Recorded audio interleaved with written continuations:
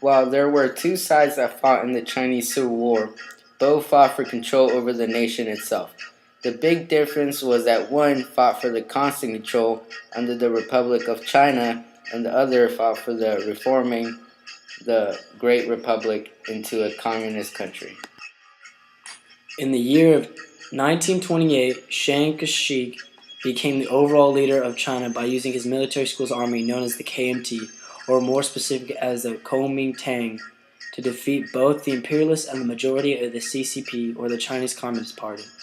After he had taken over, Chiang forced the remnants of the CCP to take the Long March, which was a very long trail that stretched for 8,000 miles for a time length of 370 days.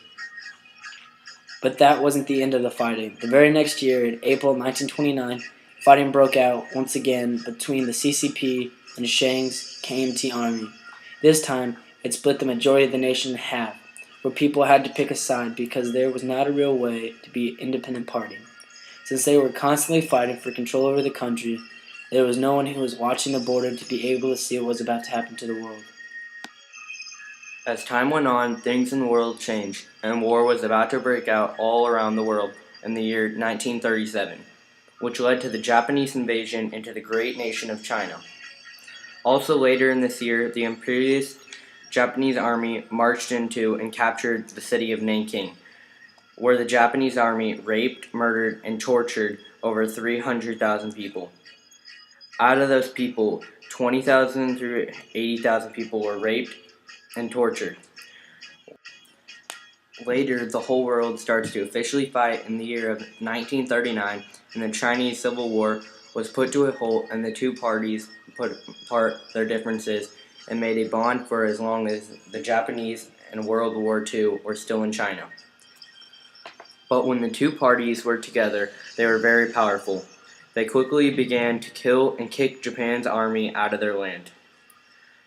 So once they got the chance, they joined the Allies Party in 1944 to gain help to kick Japan out of their land. In the Party of Allies, composed of the British Empire, Poland, France, the United States of America, China, Russia, and many countries that were invaded and fought as governments in exile, like Poland. Some of these are Belgium, the Netherlands, Luxembourg, Norway, Yugoslavia, and Greece. Not to mention the Axis side had not only their enemy, the Japanese, but also had Germany, Italy, and several minor countries. Some of these are Bulgaria, Finland, Hungary, Romania, and Siam. However, as soon as the bond was formed between the two of them, it was broken, and the Civil War started all over again in 1945. One of the quotes from the leader of the Republic of China, Chiang Kai-shek, was, "If when I die I am still a dictator, I will certainly go down in the oblivion of all dictators. If on the other hand I succeed in establishing a truly stable foundation for a democratic government, I will live forever in every home in China." Chiang Kai-shek.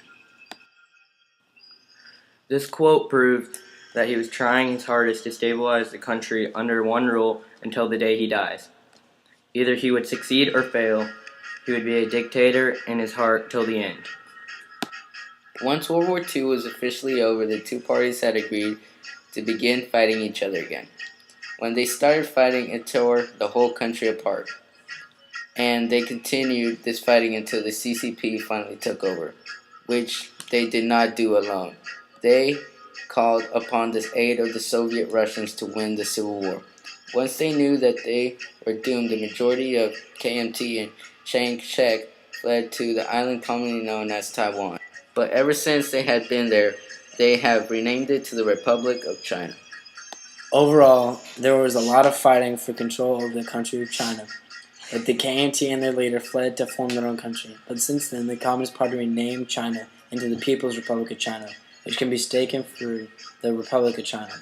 These are two totally different things. Even though they are not shooting at each other at the moment, there is still a lot of fighting between the two, and it is only a matter of time before one takes over the other with force or by political standpoints.